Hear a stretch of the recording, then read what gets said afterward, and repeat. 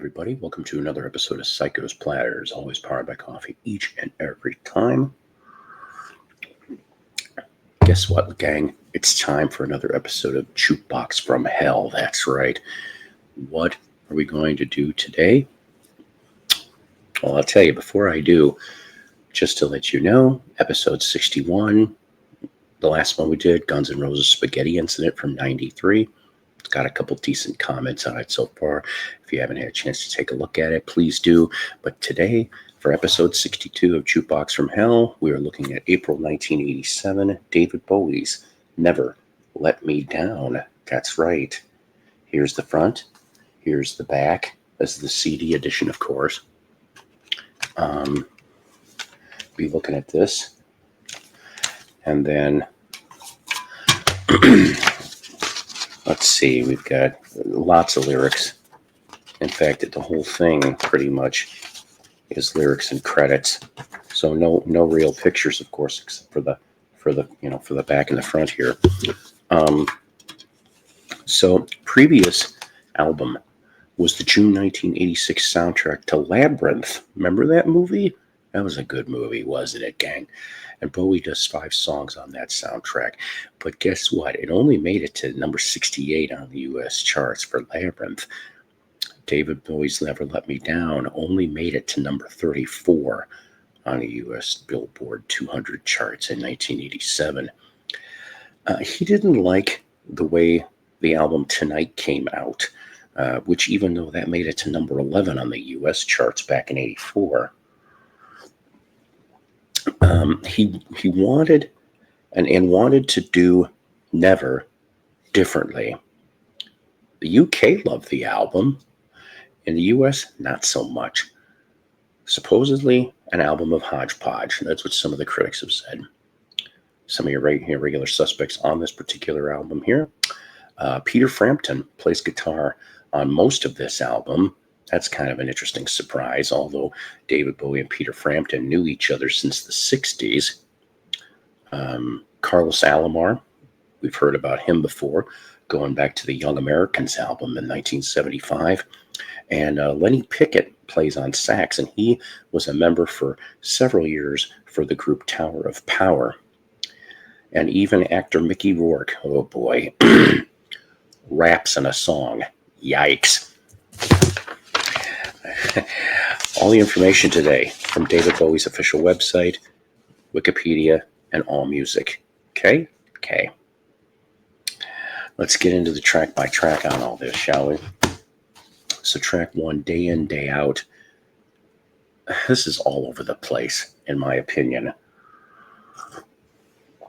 Track 2, Time Will Crawl.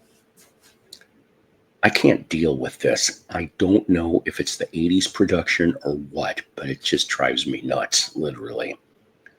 3, Beat of Your Drum. It's okay. Track 4, Never Let Me Down. Tribute. This song is a tribute to Bowie insider Coco Schwab. It's not bad. It's not bad at all. We go to track 5, which is Zeros.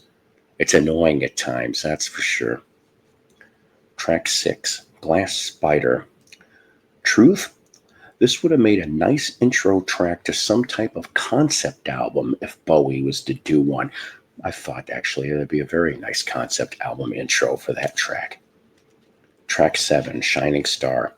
I'm actually digging this, but take out the Mickey Rourke rap in the middle of it.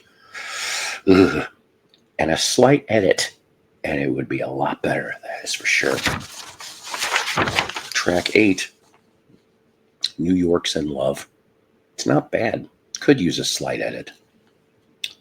Track 9, 87, and Cry.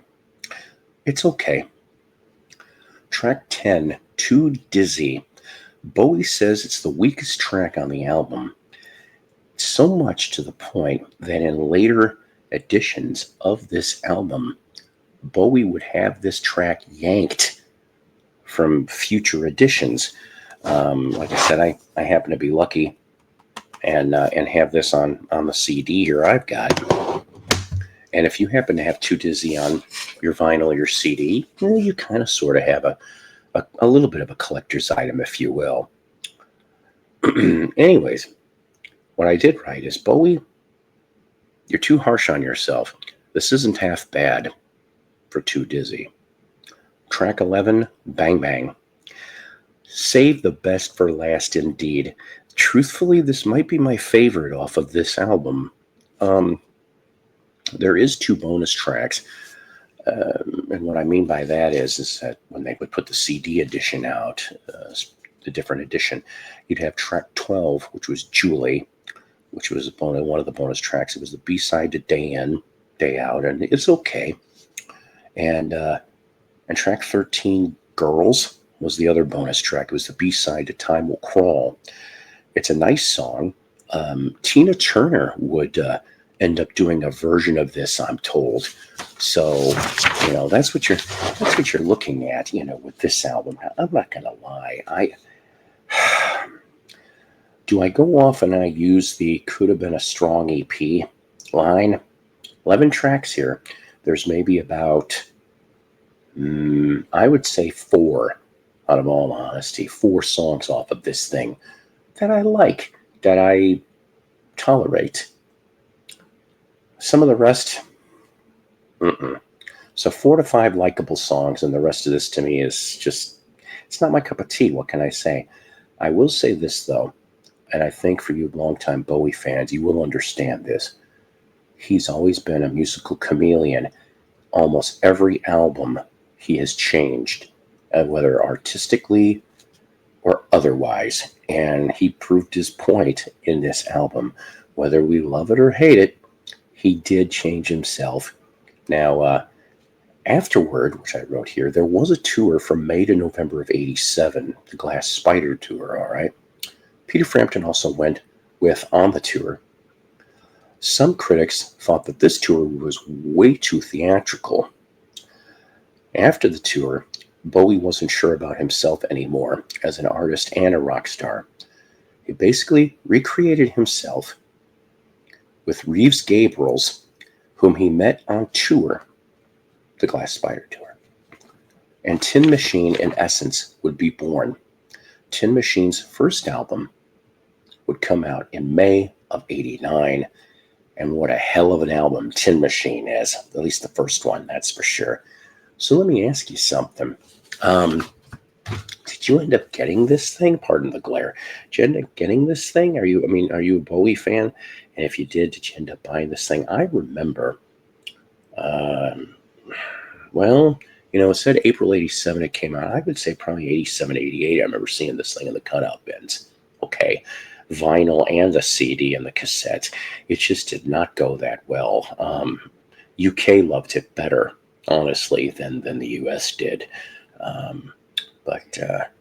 So David Bowie never let you down. Now you may be asking yourself, and even if you're not, I'm going to tell you anyway, what is the next episode of Jukebox from Hell? I'm an idiot. It's in the other room, so I'm just going to basically tell you we're going to go back to 1983. This 70s band had packed, in my opinion, a great 1-2-3 punch per se.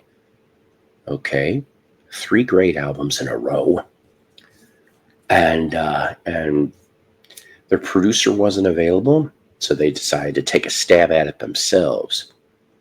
I am talking about AC/DC's 1983 album, Flick of the Switch. That's right. That will be the next episode 63 of Jukebox from Hell. If you've got any suggestions for Jukebox from Hell, kindly leave them in the comments. If I consider using them, I'm going to mention your name. I'll shout you out for it too. But until next time, I just want to say thank you very much for watching these things and your support.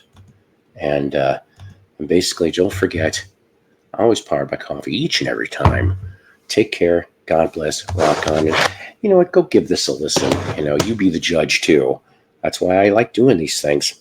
Until next time, take care. Psycho's Platters is a Love Peas production.